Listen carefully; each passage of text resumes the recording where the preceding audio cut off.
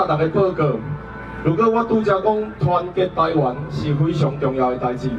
那我就应该爱首先来释怀，赢欢喜就好，不要挑衅，不要嘲讽，为了你，也为了我的生命安全。光华国中，然后那时候都是去星光三月，就三多路的星光三月，记得是13楼吧，12楼，13楼。我记得那个时候就是有个女孩子很正，她是师甲，然后我们都叫她塞嘎，为了保护当事人，我们就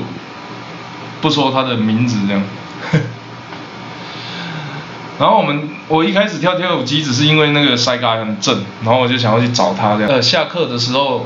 因为我们还有什么第8节课之类的嘛，那下课之后就会骑脚踏车去星光三月，就是为了看她一面这样子，哇，纯纯的爱。